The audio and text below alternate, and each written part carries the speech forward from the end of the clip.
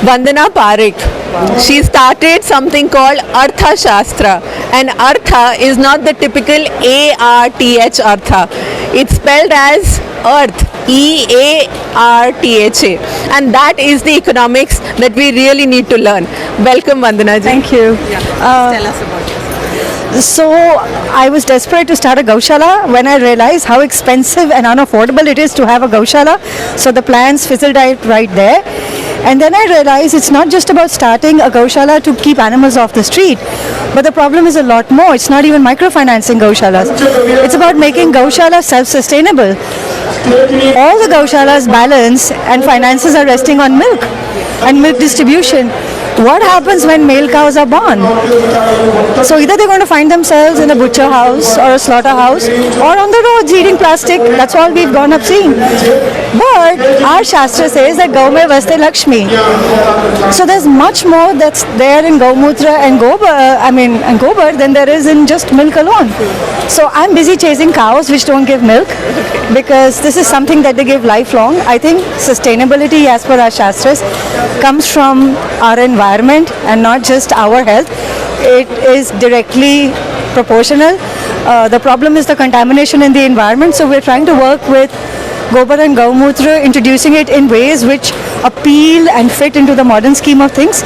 And for people who are not familiar with cows, doesn't offend them, and they don't smell it and they don't see it, but it fits and it does the magic in their homes, in their offices, in their farms. So we're working with Gaushalas to develop products fitting them into the modern scheme of things for everyday use. Like if you have tooth powders or if you have your cleaning solutions or there are general things that you're consuming every day, can I get away from petroleum based products and stop contaminating my immediate environment? Once you get attached to go with one little thing and it may not be milk, then it's easy to get looped in so many other ways. So we're trying to engage communities, urban lifestyle to look at natural solutions and say these are there and this is what they're not going to do for you, which means they will clean, they will shine your teeth, but they will not cause toxicity, they will not cause the pollution, they will not worry your lungs. For people who are into occupational hazards, for cleaning as a part of their lives, it's not going to leave you with long-lasting lung infections, those kind of things. That's what we do. Excellent. And so I'm welcoming women, गौपालक जो गायें पालते हैं, गौहर जो गायें संभालते हैं, who have solutions which we in the cities don't have any clue about and are very far from, that we can work with to make a sustainable income for Gaushalas which is not milk based, and that is what we want to do. Great. Thank you. I congratulate you for the great work that you're doing, and you mentioned that you worked in the Big Four, the corporate world. And what made you switch, make this switch from being in a corporate job to now completely focused on social work, which is so important for us now? So again, I don't think it's social work. If you like something, you need to do something about it. If I like plants and I'm just going to water 4 in my garden, I've not done anything really for the plants. I love animals. My biggest issue was how do I get the cows off the street? And then we said, we'll microfinance Gaushalas. लोग गौदान के लिए इतना पैसा देते हैं. Where does it go in just feeding the cow once?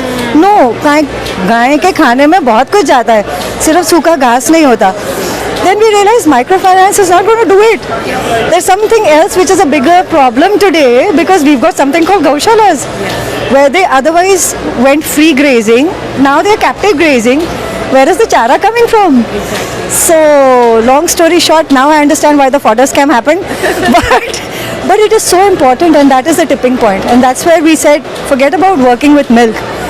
How do we make sure a Gaushala gets money regularly, seasonal nahi,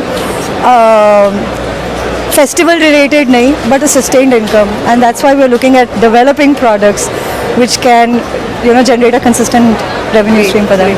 I hope to work with you in the future, and really hope you can lead the way into a more sustainable future.